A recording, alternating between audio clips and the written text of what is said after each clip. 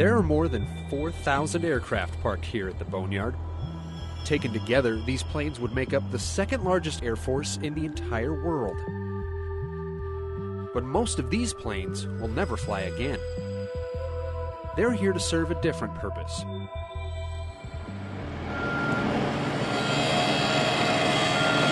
The Boneyard is where the Air Force and every other U.S. government agency sends their decommissioned airplanes to be taken apart, reused in other aircraft, or turned over to the Defense Reutilization and Marketing Office to be sold as scrap. The reclamation process at AMARG is able to extract the very last tax dollars from these aircraft after they've reached the end of their useful operational lives. It's a mission that's been helping save taxpayers money since the end of World War II. Shortly after the Second World War, there were huge quantities of surplus aircraft scattered all over the world. A lot of them were scrapped where they were in theater, depending on the types. Other airframes were identified as having value for potential future use, or there just wasn't enough capacity in the overseas theaters to dispose of them as required. So a lot of them were ferried back here.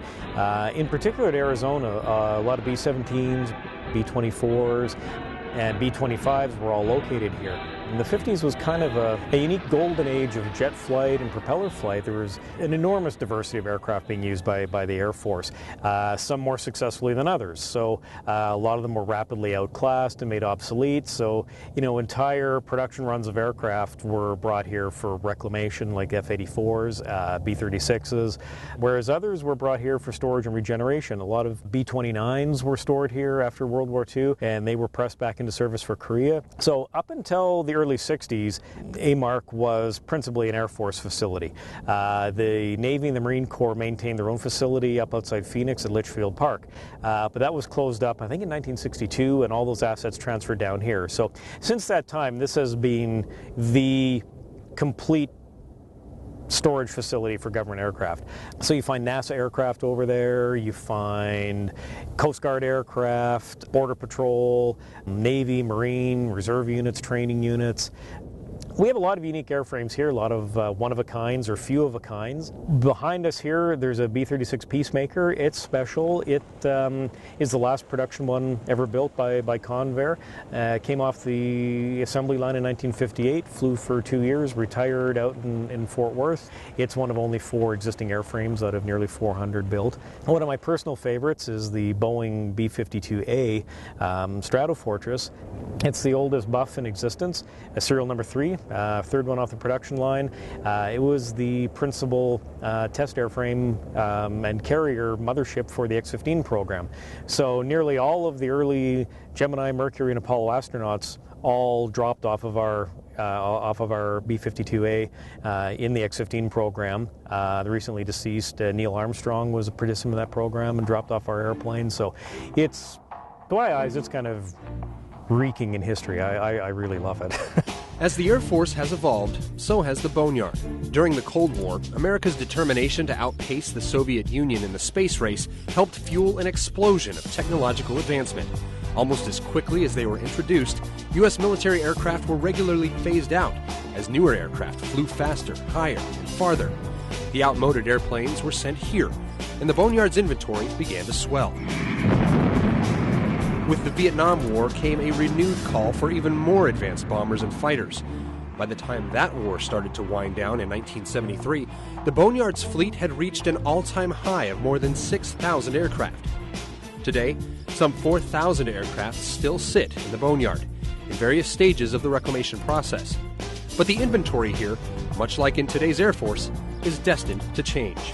You know, as our Air Force becomes more and more technologically reliant, fewer and fewer different types of airframes are being produced. I would expect probably in 20 or 25 years, you'd probably see less than 1,000 aircraft over there, and looking out 40 years, there may not be a need for such a large facility. There will always be a need for the facility, but whether or not you're going to find fleets of KC-135s or fields of F-15s, probably not. You know, there's 200 some odd F-22s. You know, the F-35 hasn't even really come into full operational service yet, so I wouldn't expect to see any of them even twinkling at retirement for 35 or 40 years.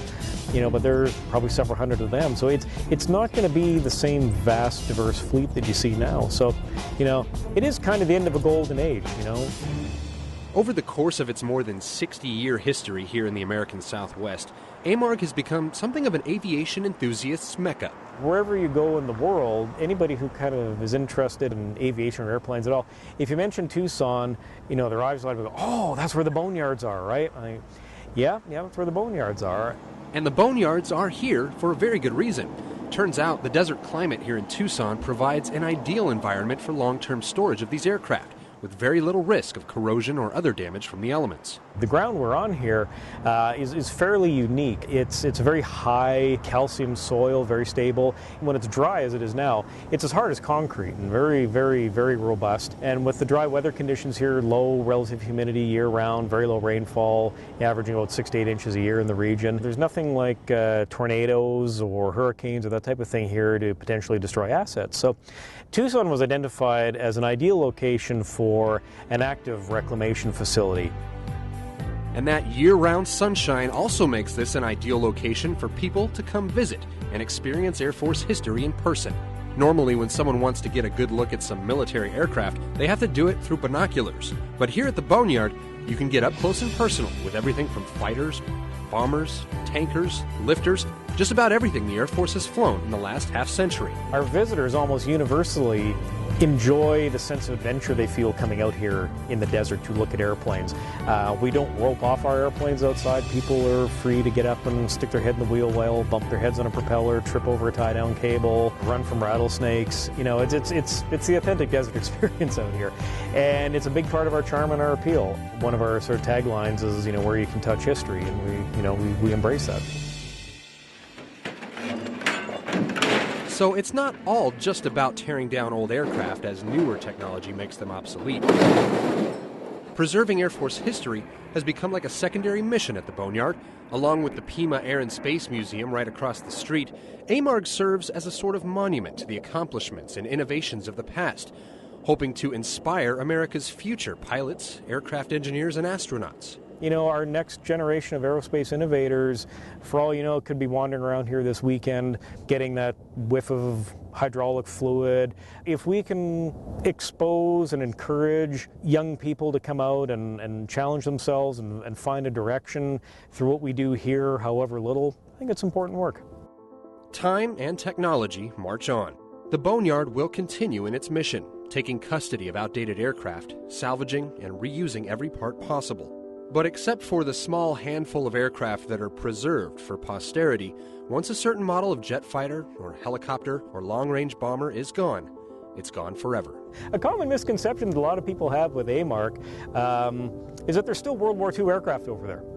We more often than you think, we do get emails or phone calls from people doing family history or have heard legend through one of their uncles or cousins that, oh yeah, there's a Boneyard out in Arizona that's got all these World War II aircraft out there. So they call wondering if their grandfather's B-24 is still parked across the street there, and we have to generally explain to them, no, I'm afraid not. I mean, it was turned into beer cans probably 60 years ago. So the idea that a lot of people have is that the Boneyard is really a boneyard, like a graveyard, where it's a very static kind of place where nothing happens. It's just a big, like some hillbilly farm in the middle of Texas with 400 old tractors laying there. It's anything but, as you may have seen. It's a very heavily engaged, dynamic, busy organization that's tasked with supporting, the mission of the United States Air Force and its allies. And that's a huge amount of work. For today's Air Force from Tucson, Arizona, I'm Tech Sergeant Nicholas Kurtz.